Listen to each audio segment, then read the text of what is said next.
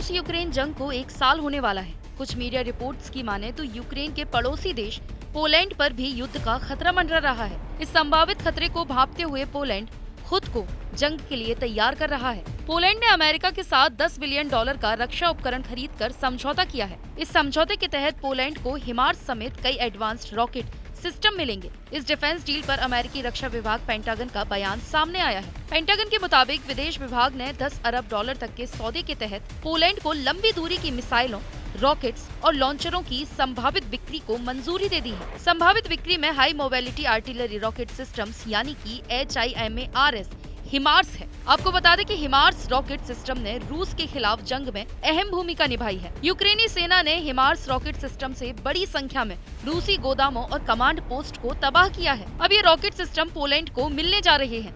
Deal के तहत Poland को 18 हिमार्स लॉन्चर्स, 300 किलोमीटर रेंज के 45 आर्मी टेक्निकल मिसाइल सिस्टम यानी ATACMS और 1559 से ज्यादा guided multiple rocket launch system यानी कि GMLRS रॉकेट मिलने हैं। गौरतलब है कि बीते दिनों अमेरिका से मिली पैट्रियट मिसाइलों को पोलैंड की राजधानी वार्सा में तैनात किया गया है। यहाँ गौर करने वाली बात यह है कि अमेरिका के ATACMS मिसाइल्स के लिए यूक्रेन की अपील खारिज कर दी थी, लेकिन अमेरिका अब यही ATACMS मिसाइल सिस्टम पोलैंड को देने जा रहा है। पेंटागन की रक्षा सुरक्षा सहयोग एजेंसी ने मंगलवार को अमेरिकी संसद को डिफेंस डील के बारे में जानकारी दी। पेंटागन ने कहा, प्रस्तावित बिक्री संयुक्त राज्य अमेरिका और अन्य सहयोगियों के साथ अंतर को बढ़ाने के साथ साथ सैन्य ताकत को अपडेट करने के पोलैंड के सैन्य लक्ष्यों में सुधार करेगी। यह सौदा 2022 में जनरल डायनेमिक्स द्वारा बनाए गए 116 M1A1 एब्राम टैंक और 250 M1A2 टैंक खरीदने के लिए पोलैंड को मंजूरी मिलने के बाद आया है। गौरतलब है कि यूक्रेन पर हमले के बाद से पोलैंड अपनी सुरक्षा क्षमता को बढ़ा रहा है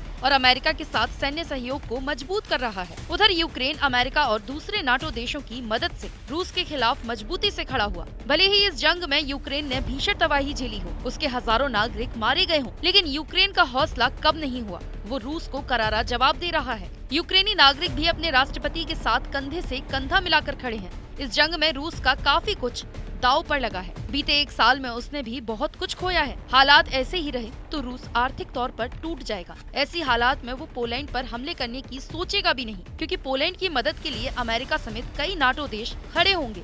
इसलिए रूस दो मोर्चे पर लड़ाई लड़ना तो कभी नहीं चाहेगा।